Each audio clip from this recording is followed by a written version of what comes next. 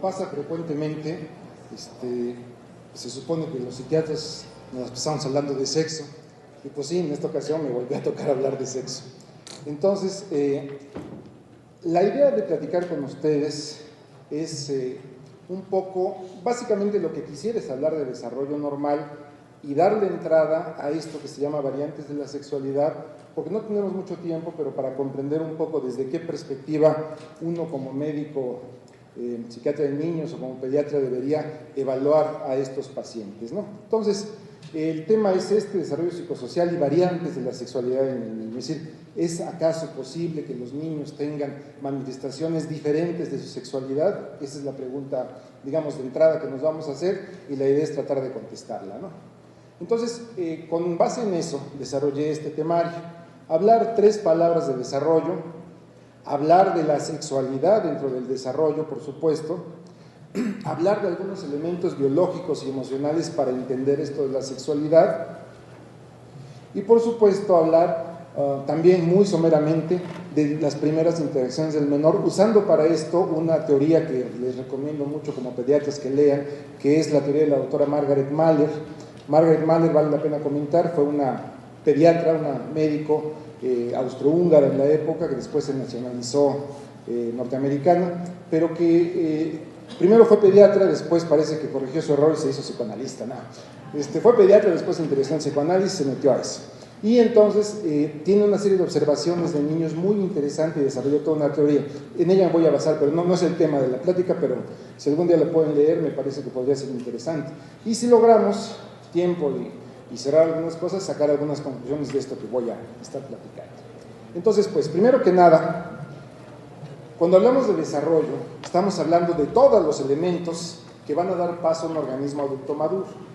Entonces, el desarrollo se da en las familias, el desarrollo se da dentro de un grupo social. Por supuesto que el desarrollo empieza en la interacción madre-hijo, pero se da en una familia y se da en un grupo social, y ese desarrollo es lo que determina que ustedes y yo seamos como somos, porque todos aprendimos en nuestra familia y en nuestro grupo social qué es lo que era ser hombre o era ser mujer, ¿no? Entonces, pues, el desarrollo es muy amplio, abarca tantas áreas del organismo que lo dividimos nada más para que se nos haga más fácil poder explicarlo. Pero cuando vemos un paciente concreto, no podemos pararlo así. Es decir, cuando vemos un paciente concreto no podemos decir, es un niño que tiene 9 meses y a los 9 meses ya debe estar, pensamos, su desarrollo psicomotor normal, ya debe estar separando porque va a empezar a caminar pronto. Pero eso no define a un niño, ese es un pedacito de él, porque a los 9 meses también ya debe estar, desde el punto de vista de su desarrollo emocional, separándose emocionalmente de la mamá. Pero al mismo tiempo también debe estar pudiendo empezar a interaccionar con otros niños, y así le vamos agregando cosas. Entonces, por eso insisto en que cuando pensamos en desarrollo, en un niño en concreto, debemos pensar en un todo, que lo separamos para no complicarnos, pero hay que regresar siempre al todo. Lo importante, me parece que es que la sexualidad es parte de este desarrollo, pero no debemos olvidar entonces que la sexualidad tiene esta parte biológica y una parte psicológica.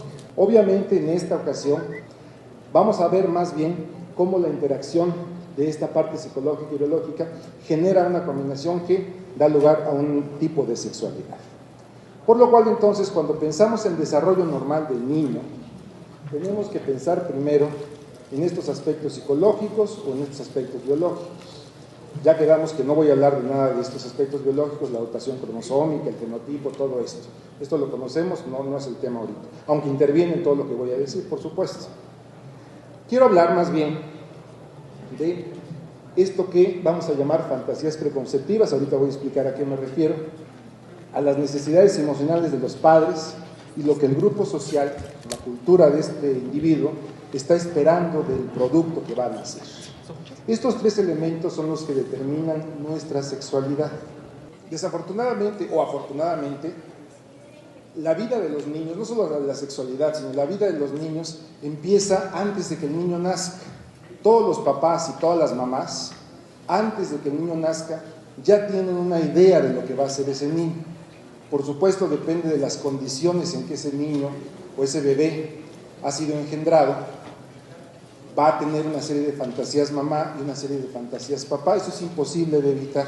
Todas las mamás y todos los papás tienen fantasías desde antes de que el niño nazca. Y eso, en términos técnicos, se llaman fantasías preconceptivas.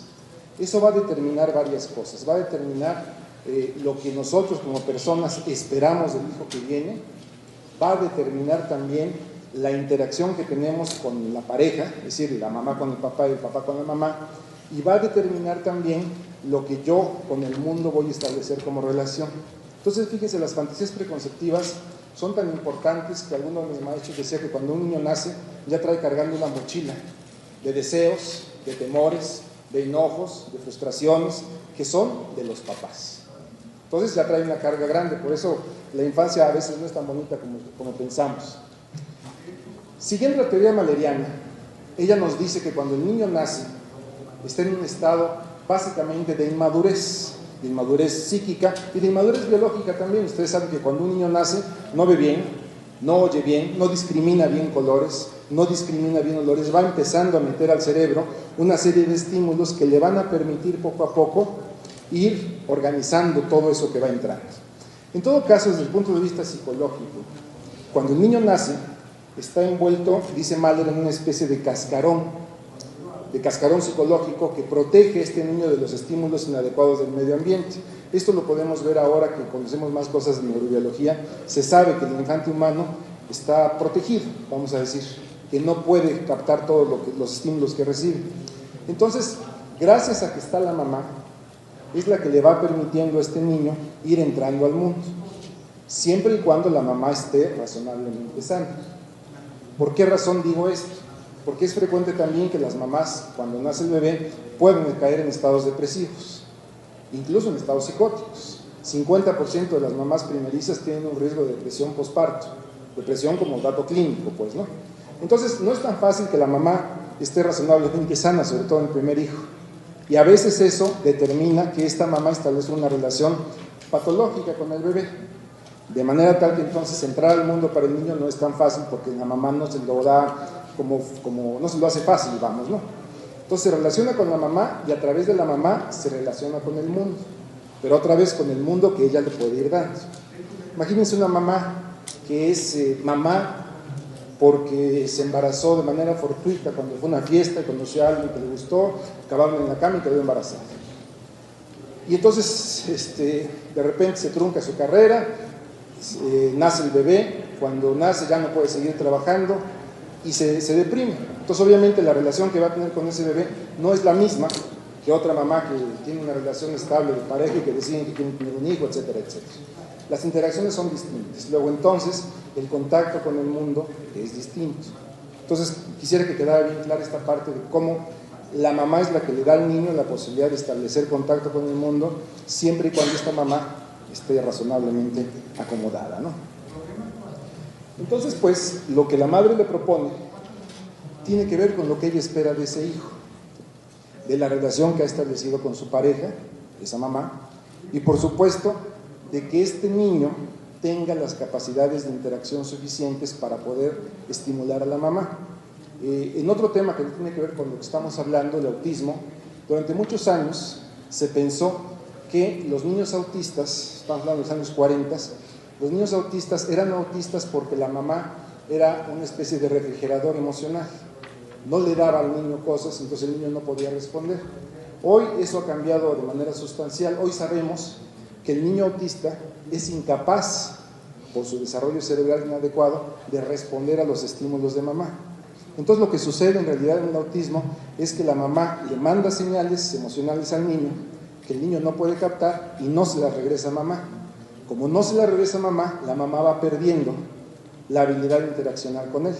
De manera tal que entonces el niño autista se hace autista, por cuestiones genéticas y biológicas por supuesto, pero se hace autista en términos de que es incapaz de recibir las señales que mamá le está mandando. Por eso yo insisto mucho en que para que hablemos de relación con la mamá y el niño, tiene que haber una capacidad de este niño de interaccionar. Cualquier niño sano le manda señales a la mamá para que lo reconozca. Y dicen los psicólogos de la psicología profunda que eso es lo que hace que mamá se enamora de su hijo y el hijo se enamora de su mamá especialmente. Y por eso las mamás son capaces de reconocer a su hijo, y solo a su hijo, saben cuando llora su hijo, saben que llora de hambre, saben que llora de sueño, etcétera, etcétera.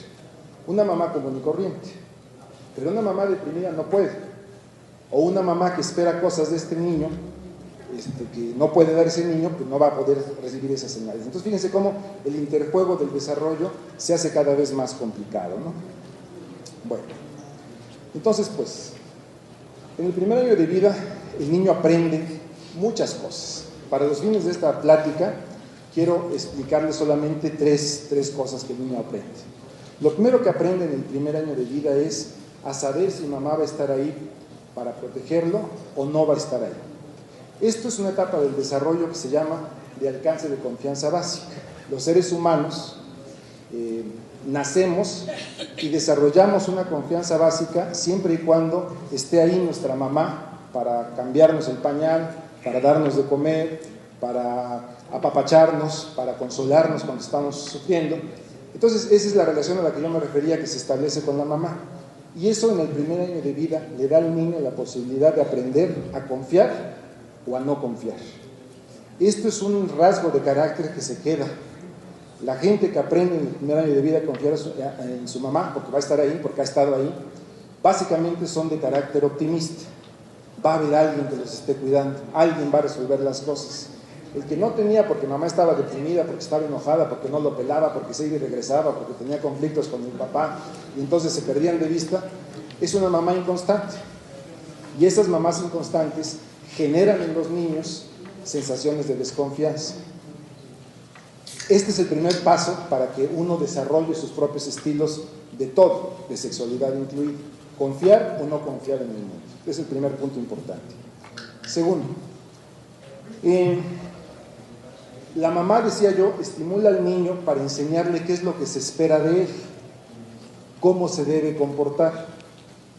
Aunque no lo hagamos conscientemente, todas las mamás y todos los papás le dan al niño una serie de reglas, qué se vale, qué no se vale, cuándo se saluda, cuándo no se saluda, a quién se saluda y cómo se saluda, etcétera, etcétera. A todos ustedes les ha tocado, lo hemos visto, cómo vamos educando a los pequeños para que se comporten de una cierta manera, de la manera que nos educaron a nosotros. Cuando vamos a otro país, se pueden ustedes dar cuenta que los niños funcionan de otra manera, porque es otra cultura la que nos está diciendo cómo se comportan los niños. Entonces, de esa manera, el niño aprende a través de mamá qué es lo que se espera de él en el sentido conductual general. Y sobre todo, empieza a aprender, ya que el tema nuestro es la sexualidad, empieza a aprender lo que es ser niño o ser niña, de acuerdo a la cultura en que nos movamos. A ustedes les ha tocado, a mí también, porque somos de la misma cultura, que cuando éramos desde muy pequeños supimos que lo azul era para los niños y lo rosa era para las niñas. Y como no sabíamos qué iba a pasar, dábamos cosas amarillas, ¿no? Pues se resolvía el problema, pero eso es cultural totalmente. ¿Por qué decimos eso? Pues porque es cultural. Así lo aprendimos, es algo muy bobo y muy simple, pero eso son a lo que me refiero. También me refiero a eso que los niños deben usar el pelo corto y las niñas deben usar el pelo largo. ¿Quién dice eso? Pues lo decimos nosotros, la cultura. Si vemos un niño de pelo largo, ahorita, bueno, hace años nos llamaba menos la atención, ahorita otra vez nos vuelve a llamar la atención. Pero si vemos una niña que no le gusta usar vestidos, nos llama la atención también. Bueno, todo eso es cultural. Y eso es lo que el niño aprende a través de las señales que su mamá le va dando sin darse cuenta. Por supuesto que nadie se entrena para decir, yo le voy a enseñar a mi hijo a ser varón. Simplemente lo hacemos y punto, va a ser niño. Esas señales las va captando este pequeño que va creciendo. Las va captando, va aprendiendo a confiar en su mamá, va aprendiendo lo que se espera de él, va aprendiendo a tener una conducta más o menos aceptada por su grupo y así va creciendo. Sin embargo, ahí es donde empiezan los asegúnes. El desarrollo entonces es una serie de pasos que van encimándose. Entonces esto conjunta diversos elementos. Si lo vemos transversalmente en un momento dado de su desarrollo, podemos determinar diferentes momentos de ese desarrollo. Volviendo a los temas de la sexualidad, si lo vemos al año, a los 2 años, a los 3 años, esperamos una conducta sexual del niño que tiene que ver con ¿qué? Con lo que culturalmente estamos esperando. Todos esperamos que a los 3 años un niño varón sea un poco inquieto, sea verbalizador, tenga iniciativa, y estamos empezando a esperar que una niña se comporte modosita, tranquila, que se arregle su pelito, que esté, pues eso, modosita, y que no estropee su vestidito rosa, ¿no? Todo eso se lo enseñó su mamá y su papá, y todo eso lo aprendieron mamá y papá de su medio social. No digo ni que esté mal ni que esté bien, simplemente así es en el medio cultural en que nos desenvolvemos. En otras culturas será distinto. Entonces, la cuestión y el fondo de lo que yo quiero decir, probablemente lo más importante de lo que yo quiero decir, es que la sexualidad no es una elección voluntaria. Llegamos a nuestra sexualidad por los factores que acabo de mencionar, los factores biológicos, los factores sociales, emocionales, solo que no conocemos hoy cómo está esta interacción. Muchos años, la gente que se dedicaba a investigar esto pensó que las alteraciones de la sexualidad, primero pensó que había una cosa que se llamaba alteraciones de la sexualidad y pensaba que tenía que ver con una relación anómala temprana con la mamá. Y entonces era la idea de que la homosexualidad se hacía, no se nacía, ¿no? Luego hubo una serie de investigaciones, entonces les ha tocado, hace algunos años hubo investigaciones sobre el gen, me parece que es el XLA27, que tenía que ver con desarrollo de la sexualidad, el comportamiento sexual, no la sexualidad, sino con el comportamiento sexual, y que se suponía que estaba alterado en los varones homosexuales. Entonces pasamos al otro lado del péndulo a suponer que todo era genético, entonces que eso explicaba la conducta homosexual. Tampoco es cierto. En este momento, lo que tenemos como claro es que cada vez es más evidente que el problema no depende de la voluntad del sujeto, depende de factores biológicos y factores sociales, pero que no están claros en este momento. Y que necesariamente tenemos que saberlos y revisarlos para poder entender a cada niño en concreto o a cada niña en concreto. Solamente así vamos a poder dejarnos de lado de nuestros propios prejuicios culturales, porque todos los tenemos, para poder entender la conducta sexual de estos niños y niñas. Entonces, cuando hablamos hoy de variantes de sexualidad, pues estamos hablando de lo que antes se entendía como alteraciones de la sexualidad. Esto es muy importante que también quede claro. Durante mucho tiempo, todo lo que en sexualidad tiene que ver con diferencias fue entendido por el público en general, por la sociedad, pues primero como degeneración, luego como desviación, luego como enfermedad, luego como lo que ustedes quieran, ¿no? Pero tenía siempre una connotación de pecado, ¿no? De inadecuado. La idea de los últimos años, los investigadores que están trabajando en esto, es por lo menos quitarle esa connotación de pecado, porque la sexualidad es parte de la conducta humana. Todos tenemos una sexualidad y la manejamos de acuerdo a lo que aprendimos, pero todos la manifestamos. Entonces es importante quitarle esa connotación de pecado, porque si no nos vamos a quedar atorados en mal comprender a estos niños. Primero que nada, hablar de variantes de la sexualidad es hablar de diferentes formas de manifestación de la sexualidad, que no necesariamente quiere decir patología. Pese a que tengamos claro, por lo menos desde mi punto de vista, que hay una variación del desarrollo cuando es un desarrollo muy temprano, que me parece que es en el primer año de vida, que se establece una cierta interacción entre lo biológico, lo social y lo familiar, mamá-hijo, que determina el cómo va a ser la sexualidad del sujeto.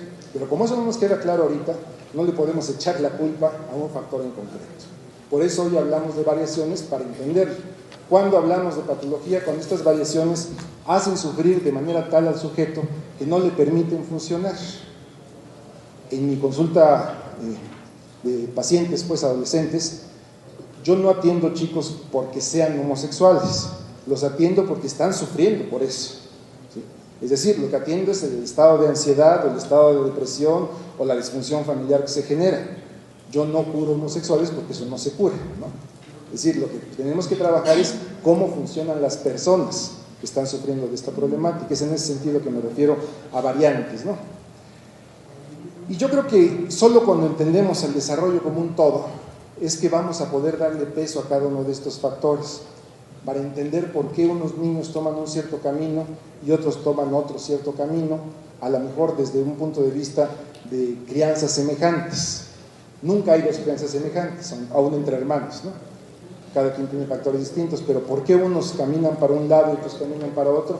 Eso no lo tenemos claro todavía, pero si lo vemos con prejuicio, menos claro lo vamos a tener y mucho menos vamos a poder hacer algo por ellos, ¿no? Cuando vienen a pedirnos ayuda. Así que entonces, a manera de conclusiones, porque me gustaría más platicar con ustedes algunos puntos al respecto, es que yo diría que el desarrollo, cuando hablamos de desarrollo, implica todo, lo social, lo psicológico, lo sexual, lo biológico, todo, ¿no? La maduración del sujeto, ¿no?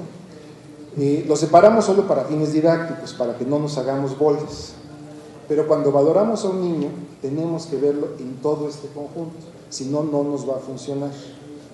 Así pues, la circunstancia de vida del niño en lo general y de su sexualidad en lo particular son lo que nos va a permitir poder llegar a hacer, si se puede, un diagnóstico.